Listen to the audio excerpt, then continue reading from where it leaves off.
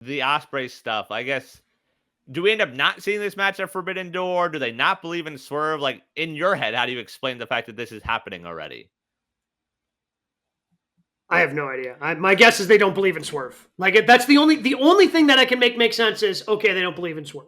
Right. Because Ospreay, unless they do something funky like you mentioned, where they have him double dip, and because I'm trying to figure out, okay, when's he actually going to lose a match in AEW?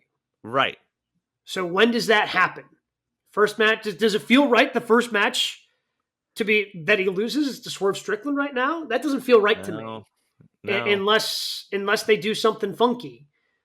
And oh, by the way, right now, I mean, you mentioned, okay, so who's the heel in this situation? Who's the heel in Swerve versus Ospreay at Forbidden Door? Those are two of your 5 biggest baby faces right now. Yeah, they're right up there. I'd say maybe 2 of the top 3 even. Yeah, I was just saying 5, just got to be safe, because I didn't want to have to put together the list right off the top of my head. But like, these are 2 of your top baby faces. Yeah. Like, everybody. Also, Prince Nana is just. We need to protect that man at all costs. The way he came out, just sipping his coffee and then threw the coffee so he could start doing the Swerve dance, was spectacular. Out. Prince Nana shirt. I saw him tweet about that today. Remember the dance crew, I believe it says. So yeah, it's like Swerve and Nana are over. They're super over. Obviously, Will Ospreay is super over. I was very surprised to hear his music, see him enter that event last night. Yeah, and that's the thing. When he entered, it was one of those like, okay, he can lose this match and not lose. Like, when you have just correct, because he doesn't even factor into the decision, right? Like, he does a really cool move on the outside, gets held up by that, and then something else happens in the ring, and that's what costs him. Yeah, I never expected him to win last night. Like, there were plenty of guys in that match, like, okay, we can do this, we can do that, like little things, and then he won. I was like, oh, that's what we're doing. And also, it's weird with the Forbidden Door aspect. Like, when most of that card is champ versus champ, I saw tweets, why not just do Swerve versus Mox?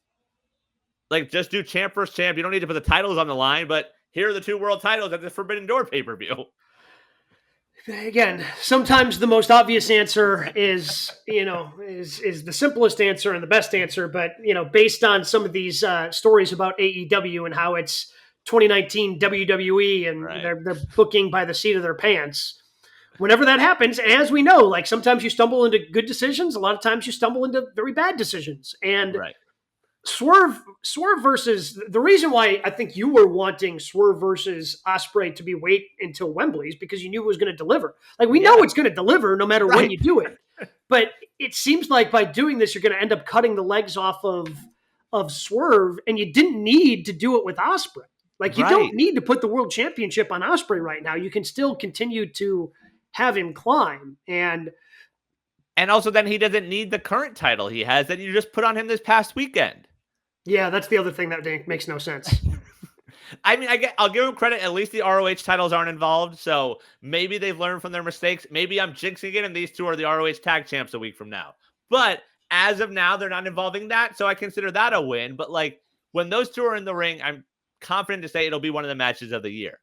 But why not wait for your biggest show of the year at Wembley as opposed to this show that I would say is the opposite? Is their worst show of the year in Forbidden Door?